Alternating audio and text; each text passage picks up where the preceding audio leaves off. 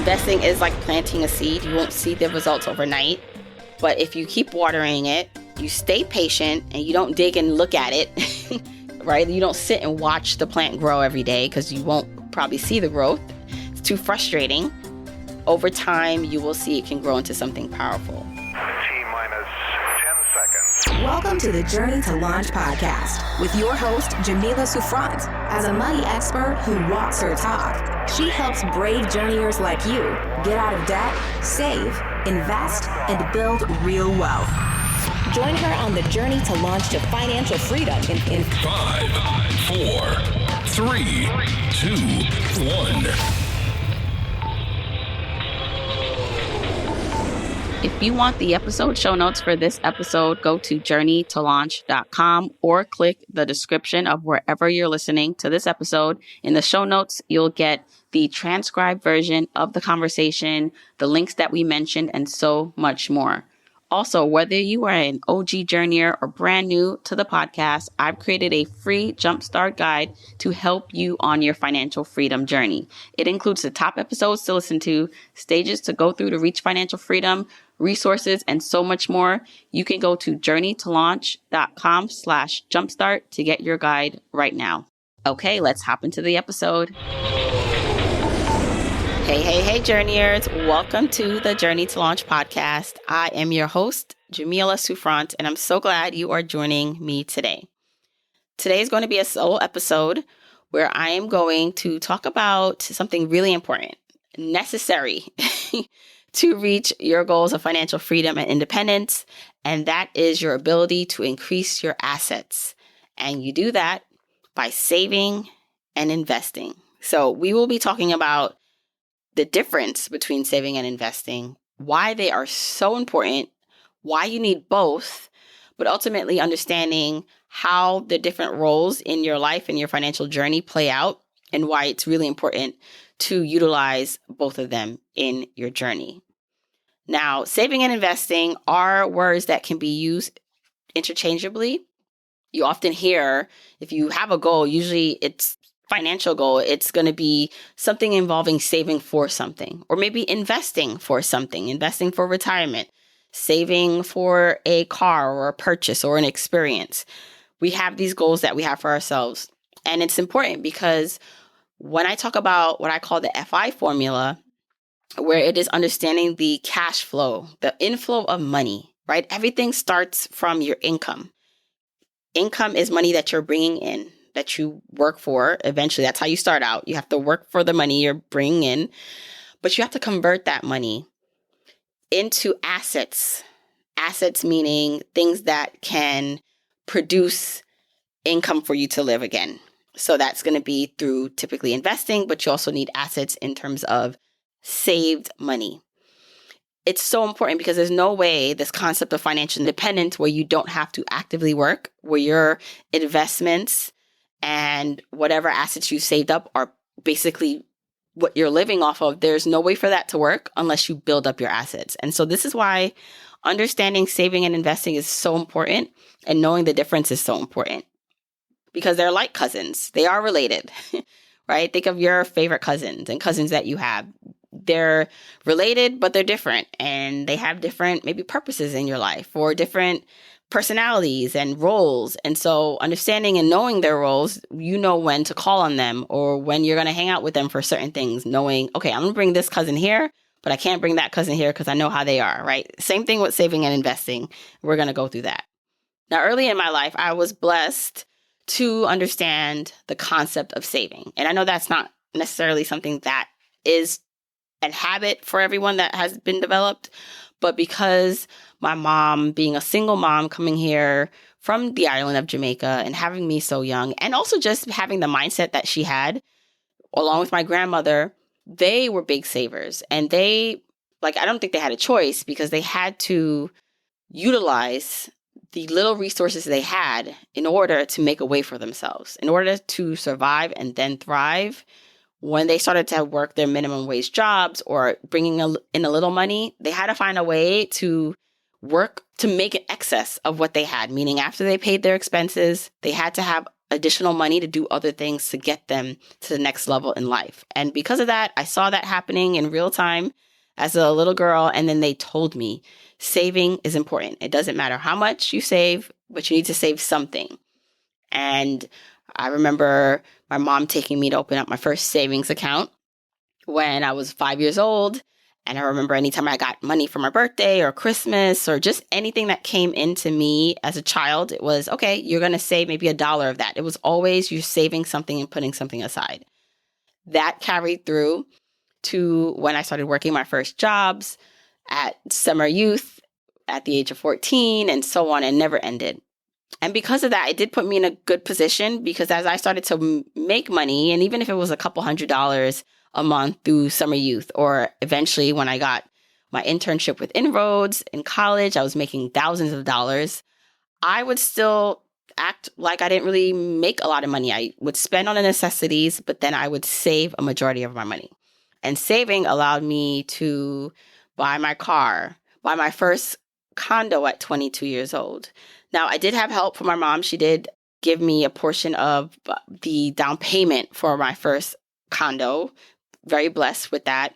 But her help or gift to me alone would not have been able to cut it for what was needed to make this condo purchase work. And so I had to have been ready for that. And so saving is powerful. I mean, having a safety net, saving for something is necessary so that you can feel some flexibility and some freedom. But investing is really what ultimately takes you from where you are having to work and being on what they call the rat race or the hamster wheel of working, spending money, working, spending money. Investing is what allows you to step off of that because then you're growing your assets so that your assets can work for you. So while I'm proud of the saver that I've been and the savings that I have now and how I'm able to be flexible in my life because of it, it's really the investing part that took me to the next level and allows me to experience the freedom I have today, which is why I think it's so important to talk about the differences and hopefully help you figure out where you can start and what you need to focus on as you move through your journey.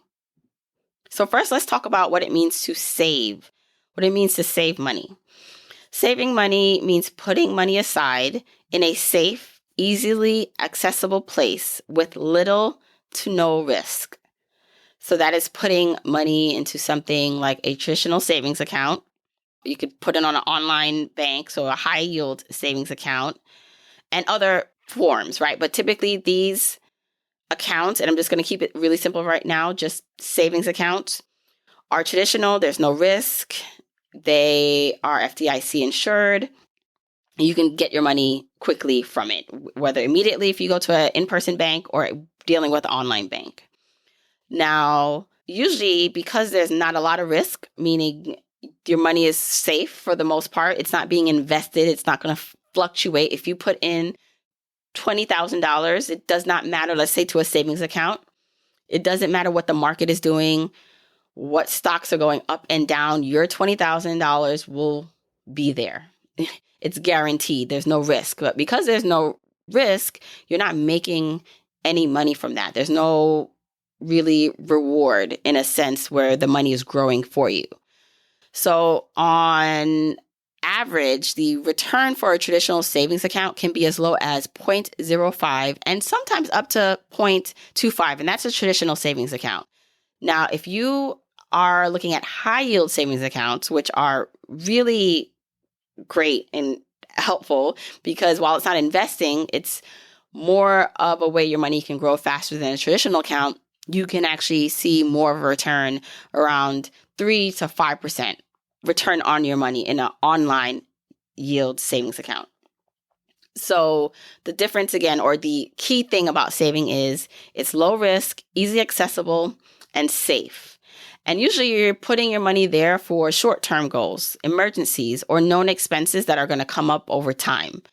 It's money that you want access to. You don't want to put it at risk. So if you need it right away, you won't be worried that it declined in value or you have less than what you put in. Going back to high yield savings account, the reason why you typically get a higher return on that versus a traditional account is because the high yield savings account online are online institutions. So they don't have the overhead and expenses that a traditional bank, a brick and mortar bank has, where they're paying for real estate and rent and employees in these different locations. So typically that's why a high yield savings account is able to offer you more of a return. There's pros and cons to both of those, but I am a high advocate of high yield savings accounts, especially because they are also insured. Your money's insured just like a traditional account. It may take maybe a day or two longer for you to access your money in terms of you can't go into, a bank and pull the money right out and get the physical amount of money, but you can transfer the money from a high yield savings account to a traditional one, and it can still take a day. So the benefit there is you're making more money, but it's still safe and accessible on the amount that you have deposited in that account. Now, the purpose of saving. Usually you're saving for a reason, like an emergency fund. So emergency fund is between 3 to 6 months of expenses. You can be saving for short-term goals like vacations, home repairs, car purchases, and then known future expenses that are going to come up, like maybe tuition or taxes, or maybe you're going to be moving or vacation. So not everything has to be, a strict financial goal. I talk about this in my book, Your Journey to Financial Freedom. Sometimes you just have lifestyle goals, right? You have a vacation goal. You have a summer spend goal where you don't want to be stressed out. You spend more, if you're like me, you spend more money in the summer. And so you want to have just a bit of money saved up for your summer fun. So all of these are things that are more saving for emergencies, short-term goals, financial goals, and then lifestyle goals that you want to achieve and known expenses that are coming up. The pros to saving in this way is liquidity. So you want to be able to get quick access to that money when needed. Safety. There's no market risk. Your money is not fluctuating with a headline news or something that the government is doing. It's for the most part safe. And there's peace of mind. This is really key because the peace of mind that having an emergency fund gives you, or an FU fund, didn't mention that just now, but a FU fund is a more robust type of emergency fund. A FU fund is what it's an acronym for, like you can say FU to a job, a person, a thing, whatever, where you have enough saved up. Maybe this is like 6 months of expenses to take a longer break or for a bigger pause or redirection in your life. And so having that as a peace of mind is, it's priceless. I feel that now because when I was able to quit my job, having the security of starting or continuing on in my business, knowing that I had my FU fund there was key. Even in my season of less work, more just living life the way I am now, I am put to peace knowing that my FU fund and my emergency funds are fully padded so that I can take more breaks and not work as much, right? And so that peace of mind is really key because so many people, and maybe this is you included, are operating from a place of, I don't know what's going to happen next month, or I don't know if this check does not come in, or if I don't get that job, I don't know how I'm going to pay my rent. And so being able to save is important. It is actually the first steps, right? After you're able to get to stability. So I had the 5 journeyer stages where you're working through 5 stages to reach complete financial independence. And once you get through or past the stage of just being stable and you're paying maybe off debt, you are focusing on creating your savings plan, something where you have something to fall back on in case of an emergency or something coming up. So it is very important. But there are some cons to saving if that is all that you're doing. Saving is essentially going to save you if something happens, but it's not going to catapult you. It's not going to leap you forward in terms of net worth or asset growth. You're going to have minimal growth in those accounts because the return on what you're putting in there is so low, the percentage return rate. You're going to lose. So this is really key. You're going to actually lose value over time because of inflation when you park your money in these accounts, if that's the only place your money is in.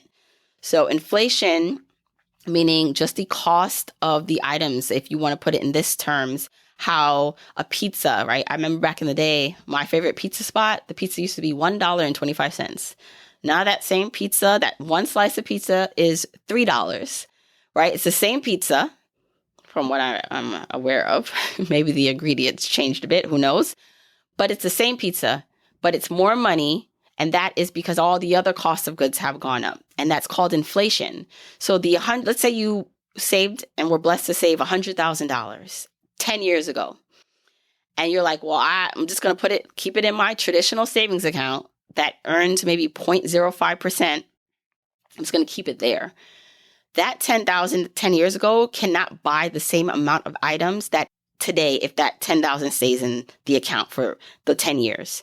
And so you're losing purchasing power and the value of the money over time by just parking it in an account like that, which is why you need both.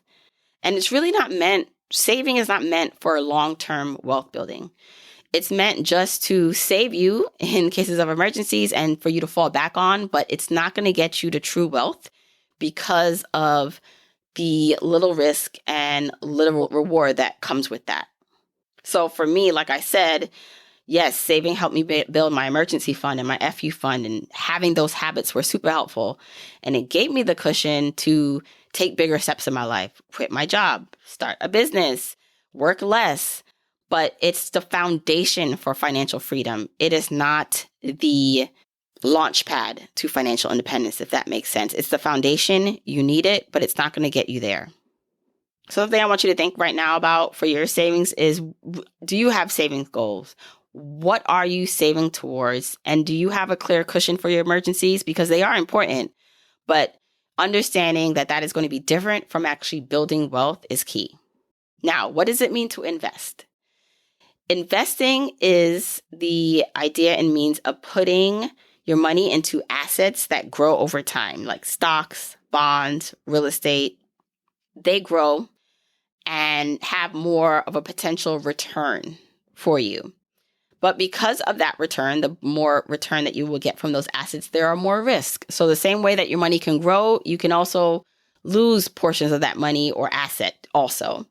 So it involves having more of a risk tolerance and patience. And the type of wealth that I'm talking about here, especially for this episode in investing, I'm talking about long-term investing, not investing in the short term or making an income from investing that some of people talk about, or even my peers talk about, where you're potentially trading, day trading, option trading, or doing certain things to live off of that income.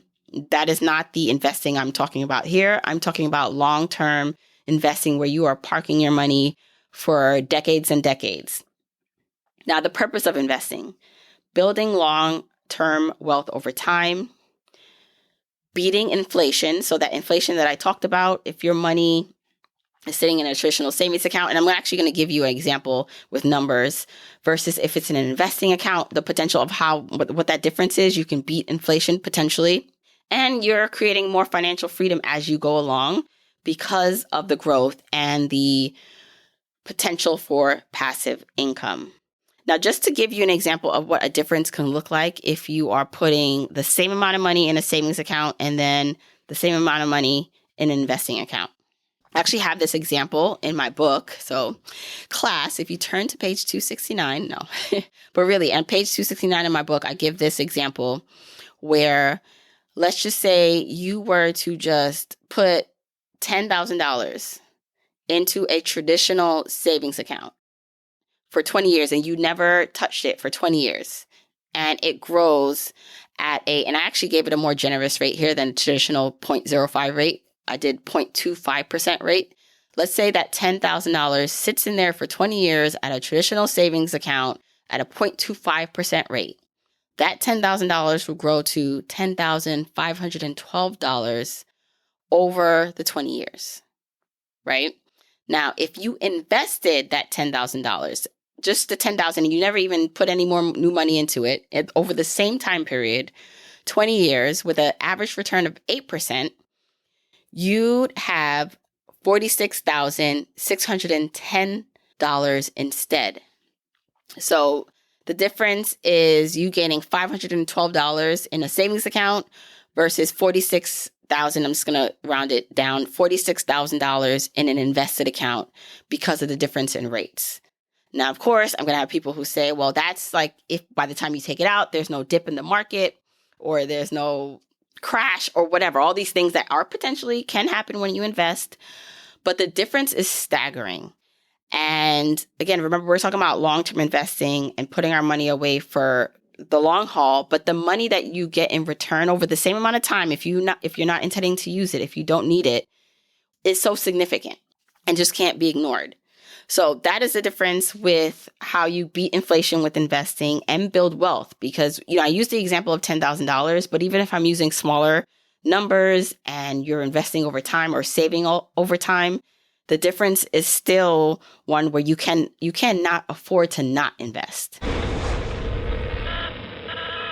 Hey, Journeyers, if you are loving this podcast, then you will love my book, Your Journey to Financial Freedom, a step-by-step guide to achieving wealth and happiness. I wrote this book for you. This book is for you if you want a clear and enjoyable path to having more money, options, and a rich life. This book is for you if you hate your commute and the fact that you need to seek approval or permission from a boss. I hated that when I worked. This book is for you if you weren't born into wealth, you didn't marry rich or win the lottery, but you still want freedom. This book is for you if you're at a crossroads, a major decision or event is imminent. Maybe a career change, marriage, starting a family. Pressures are reaching a tipping point, and the discomfort and the desire for more can no longer be ignored. And this book is for you if you find yourself zoned out at meetings, looking out the window or daydreaming about the life you truly want. So go pick up Your Journey to financialfreedom.com so I can show you how to map out how to get from where you are today to where you ultimately want to be and enjoy the journey while you're on the path. Head over to yourjourneytofinancialfreedom.com to see where you can pick the book up. It's available on Amazon, bookshop.org, Barnes & Noble, your local bookstore, everywhere. Go to yourjourneytofinancialfreedom.com to get the book now. Now let's talk about the cons, right? Because I'd be remiss if I only say the pros of investing and not the cons. But yes, there are risks when you invest. There's market volatility. There is risk in the short term of losing your money. So if you were to invest, let's just say $10,000 today, and in a week or even in a year, you're like, you know what, I need that money back. Because the time horizon of investing has not been long enough, you may potentially, depending on when you now enter the market to take your money back and sell, if it's a downturn, could potentially lose the money or lose some of it, right? There is a risk of loss. And so it does require emotional discipline in a way, and doing the other steps first, where we talk about building that foundation so that you don't have to need that money right away, right? So the savings account and the things you're saving for, if you are doing that correctly and then you're investing, if there is a market downturn or something happens, you won't need to touch your investments per se in a perfect world, because you have savings in the appropriate accounts that are not diminishing based on what's happening in the market, which is why you still need both. I like to say, when you think of money and math, right? Saving is adding your money together. It's like 2 + 6 = 8 when it comes to savings. Like, it's just adding, it's going to stay the same. And investing is like multiplying, where it's not 2 + 6 = 8. Like in the savings example, it's 2 × 6 = 12. It's more money and it's using the same amount of money, right? But there are factors in both that you have to consider. Investing is like planting a seed. You won't see the results overnight, but if you keep watering it, you stay patient and you don't dig and look at it, right? You don't sit and watch the plant grow every day because you won't probably see the growth. It's too frustrating. Over time, you will see it can grow into something powerful. So thinking about your investing history, or maybe you're not investing currently at the moment, think about your long-term goals and your financial independence plan. Where do you see yourself? Do you want to retire? I would think so if you're listening to this podcast. Do you want to retire early and exit the workforce? The way that's going to happen is if you have not just a savings account, but a investment portfolio that eventually pays you right? You used to pay your investment account so it grows, but now your investment accounts and assets pay you that you can live off of. That is the concept of reaching financial independence. And so start to think about what that looks like for you. And if you are actually doing the things on track or even investing to get there. Now, where to invest? I talked about saving and you saving in a traditional account and then a high yield online savings account. With this episode, I'm going to keep it really, really basic when it comes to investing. You are an investor right now if you have a 401k account through your job or a 403b plan, depending on the type of job you have. You hopefully have access to a retirement account. And while that retirement account feels like, who cares about the what's going to happen in 50 years if I'm trying to reach my freedom today, that is a vehicle that you can start investing in if you haven't already, so that you can start to build long-term wealth. So you can just, what I like to call, check it off the list of the things you have to do so you can begin to focus and work towards the in the now things you want to do. So investing over time in your 401k, getting up to the company match if your company gives you a match, provides you a match, investing up to that point, maxing out your retirement accounts that you can, investing in traditional IRAs or Roth IRAs, depending on what you have access to. That can be done outside of your job. If you don't have a job that offers you that, you can open that up on your own at an investment firm or company and invest in what I like to call low cost index funds. I have a couple episodes on just index funds if you want to learn more about that. I search the catalog. I'll also save it or link it in the show notes. But investing over time in your retirement accounts where there's a tax advantage, meaning the government actually gives you breaks and you pay less in taxes because you're investing this way, is a great way to start. So many people try to jump ahead to more fancier investing where, okay, like they want to day trade, they want to option trade, crypto, all of these things which can work, but are not going to provide you stability until you do the basics first, like investing for traditional retirement. And once you get on track with that, then you can fast track it to start then for early retirement. And then an example that I will give is that when I first started working, I was given the option, this is my full-time job, of investing in my retirement account. And I remember for the first, I don't know how many years, it wasn't long until I at least got some sense to invest in my company match. But I was like, why am I investing in this account that I don't need until I'm 60? Like, I want my money now. I literally remember saying that to myself when given that option.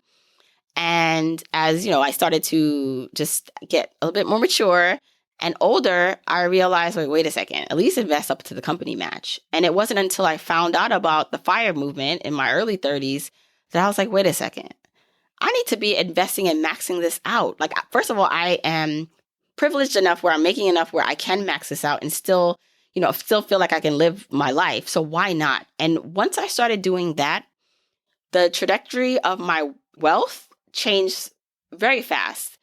And I was able to max out my retirement accounts for a couple of years. This is how my husband and I saved and invested our $169,000 in 2 years, where even though the retirement accounts and our invested money are things that we will use still based on our age 15, maybe 20 years from now, it gave me the security to take more risk today and back then when I quit my job, because I knew if all else fails, even in the current moment of not earning a lot of money, I have enough investments or retirement account money to grow over time where I know the 55, 60-year-old Jamila will be good.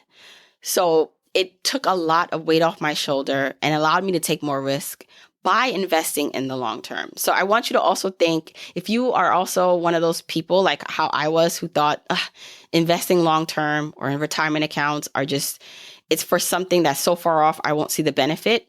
You will see the benefit once you start doing it because it allows you to do so much more in the now. So just to recap, to just go over the way saving and investing work and how it will work for you and you're thinking about your financial freedom journey is savings equals safety and stability. Investing equals growth and freedom. You need both. You need both to build a balanced financial life. And depending on your journey or stage and where you are with your income and your priorities, that's going to look different of how much you can do towards both, but both are important. Savings is the foundation, but investing is what takes you to the next level. I'm often asked, what do you do first? There's all these competing goals that I have. Should I be saving or investing? And just to give you a quick rule of thumb in terms of saving and investing rule of orders or operations, building an emergency fund is key. So whatever that emergency fund looks like for you, it can be a starter emergency fund, which is usually $1,000, or a bigger one, like a 3 to 6 month emergency fund, which is the combination of 3 to 6 months of your expenses. You want to save that up. Then you do want to pay off your high interest rate debt. I know we're not focusing on debt in this episode, but paying off your high interest rate debt is key. But also, after you've done that, or in the meantime, depending on your journey or stage, you're going to want to start investing consistently. And that is through your retirement accounts, whether that is your traditional 401k, 403b plan, or IRA, or a Roth IRA. And then you can think about taxable investing, which are not retirement based, but thinking about investing consistently is key. And of course, you want to save for your other life events. So if you're having a baby or you want to buy a house, you may have to then put that as your next order of operation after paying off your high interest rate debt or in the meantime. But it's all going to depend on where you are in your own financial situation. Remember, everyone is going to be different. But building the foundation will give you the confidence to take the risk you want to take, to be more secure in your financial decisions once you have the net created, and it allows you to make those bold moves without panicking financially because you don't have enough to fall back on. When your saving and investing plan work together, your money has both security and power. So think about protecting yourself today in case an emergency happens, but then looking out for your future self, whether that's your tomorrow self or the next week or next year or 10 years from now, and protecting that person too. So I want you to reflect upon what we just covered and think about, are you saving and investing? And if you are not financially in a place where you can do both at the moment, that is fine. If you've gone through and you look at your cash flow and there really is no room to save or invest, then you should definitely pick up my book where I can show you step by step how to create more of a gap to do that.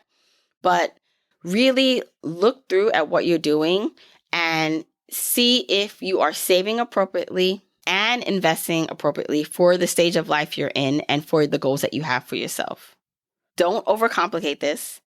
I know so many people who do have enough of savings, a lot of savings, and it's just parked in a savings account, like a traditional one, not even a high yield online one. And so if that's you, I want you to go look at that account and see how much you earned in that account over the past year or 5 years. And then think about, okay, next step, how much could I potentially move to a high yield savings account online where I can make a little bit more money? And think about also, how much more can I start to invest so that my money can actually grow for me, right? Have those real reflections and conversations and look at your money. Look at your account to see what's really going on. All right, journeyers, I hope that was helpful to you, understanding the difference between saving and investing, why you need both, hopefully demystifying it for you and giving you some takeaways and some motivation to take action so that you can get to your goals, get to your dreams, and eventually reach financial independence. Okay, until next time, keep on journeying, journeyers. Don't forget, you can get the episode show notes for this episode by going to journeytolaunch.com or click the description of wherever you're listening to this. And you can still grab your Jumpstart Guide for free to help you on your journey to financial freedom by going to journeytolaunch.com/jumpstart. If you want to support me and the podcast and love the free content and information that you get here are 4 ways that you can support me and the show. 1, make sure you're subscribed to the podcast wherever you listen, whether that's Apple Podcasts, that purple app on your phone, your Android device, YouTube, Spotify, wherever it is that you happen to listen. Just subscribe so you are not missing an episode. And if you're happening to listen to this in Apple Podcasts, rate, review, and subscribe there. I appreciate and read every single review. Number 2, follow me on my social media accounts. I'm at Journey to Launch on Facebook, Instagram, and Twitter, and I love interacting with journeyers there. 3, support and check out the sponsors of this show if you hear something that interests you. Sponsors are the main ways we keep the podcast lights on here, so show them some love for supporting your girl. 4, and last but not least, share this episode, this podcast with a friend or family member or coworker so that we can spread the message of Journey to Launch. All right, that's it. Until next week, keep on journeying, journeyers.